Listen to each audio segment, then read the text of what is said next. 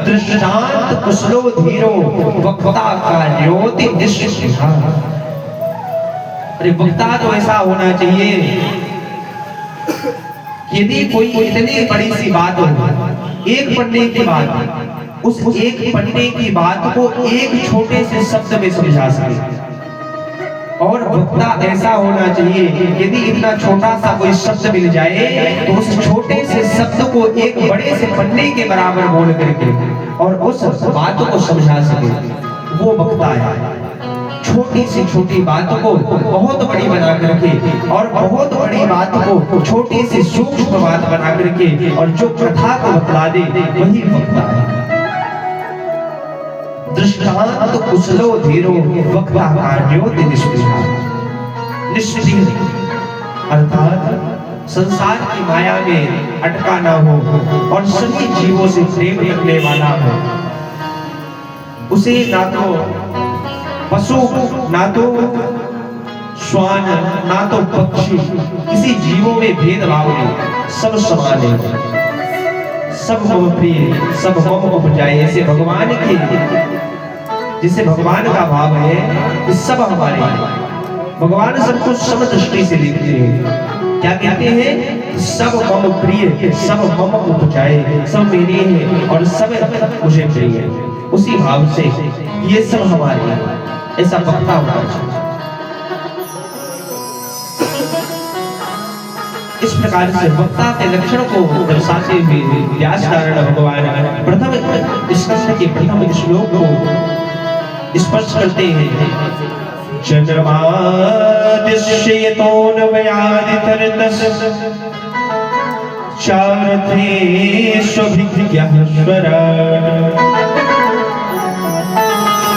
तेने ब्रह्म हृदय आदि कवये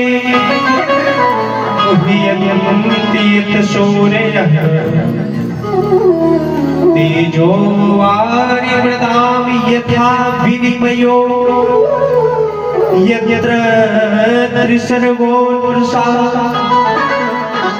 अभावनाश्वेन सदा निरस्तकुः सत्यम परम धीमहि। और प्रथम स्कंद का प्रथम श्लोक है और उसमें क्या है? सत्यम परम धीमहि। समझने वालों को थोड़ा आश्चर्य होगा, ये तो भगवान कृष्ण का ग्रंथ है। तो यहाँ पर जैसे व्यास जी कहते हैं कि धामना श्वेन सदा निरस्तकुः, उसके बाद कहते हैं सत्यम परम धीमहि। मैं ऐसे परमात्मा को, ऐसे सत्य के स्वरूप परमात्मा को मैं नमस्कार करता हूं। तो यहाँ पर तो कहना चाहिए कि कृष्णम परम धीमहि, क्योंकि भगवान कृष्ण का ग्रंथ है। तो जो भगवान कृष्ण का है तो वहां पर भगवान कृष्ण का नाम होना चाहिए, कृष्णम परम धीमहि।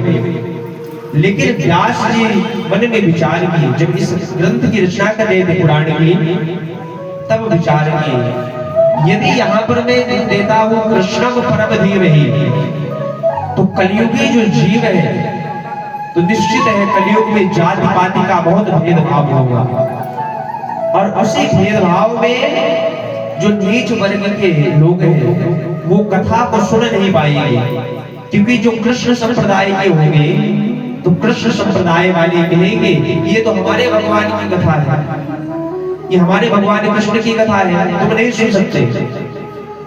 कोई कहेगा कि यदि ये हमारे राम भगवान की कथा है, तुम नहीं सुन सकते। इसलिए व्यास जी महाराज मन में विचार किए, नहीं कृष्णम परम धीमहि नहीं, यदि यहाँ लिखे तो सत्यम परम धीमहि, क्योंकि सत्य की उपासना सब करते हैं।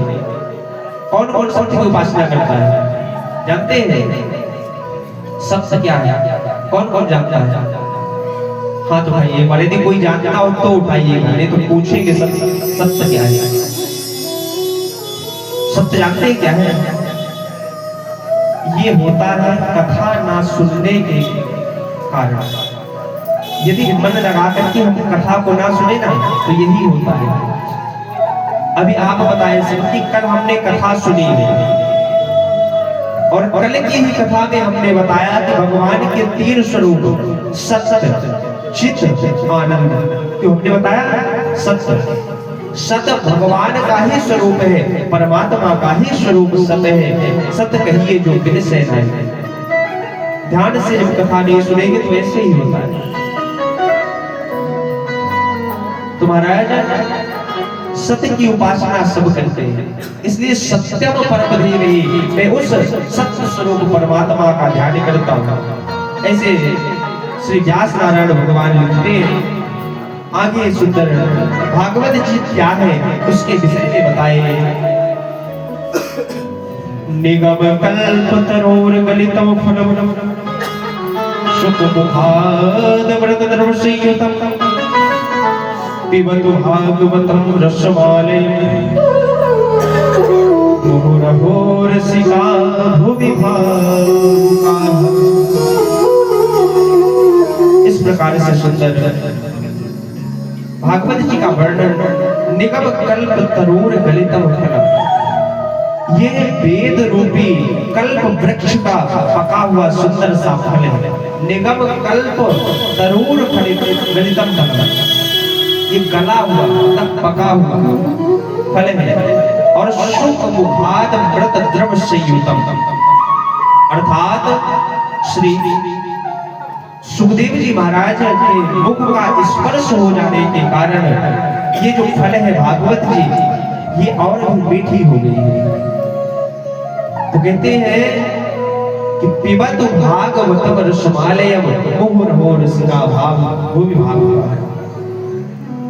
नित्य इसका पान करना चाहिए। यदि कोई पढ़ सके तो सदैव एक श्लोक का पाठ को करना चाहिए।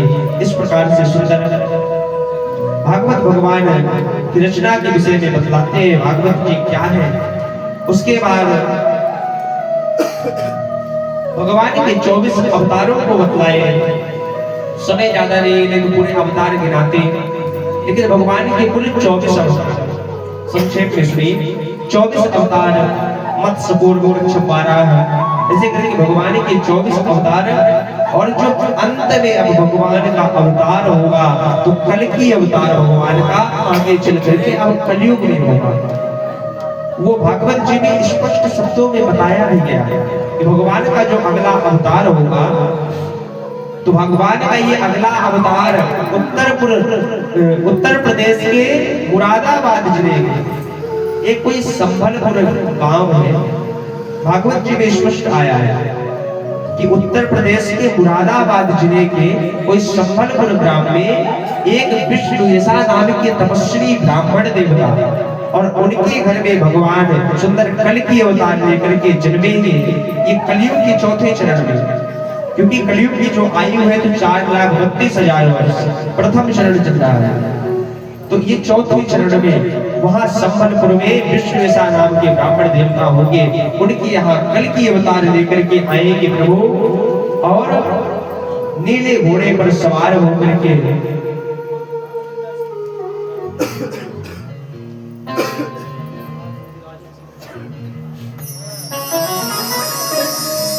भगवान कल की अवतार लेकर के उनके घर आए और कलयुग के अंतिम चरण में संपूर्ण पृथ्वी का विनाश करेंगे। क्योंकि कलयुग के अंतिम चरण में इतना पाप बढ़ेगा कि कोई किसी को पहचानेगा नहीं। ना तो घर में बहन सुरक्षित, ना तो घर में माताएं सुरक्षित, ना तो पड़ोस में पड़ोसी सुरक्षित। एक दूसरे को लोग काट करके खाएंगे। वास्तविकता है, लिखी बात है कि कोई बनाई बात नहीं। लिखी बात है कि कलयुग के चौथे चरण में ऐसा दिन आएगा कि लोग एक दूसरे को मार करके काट करके और जला करके खाएंगे। यदि दशा देख रही है तो अभी से देखिए, जीवों से चालू है। अभी तो जीवों को खाते हैं, धीरे धीरे करके फिर मनुष्यों को खाएंगे।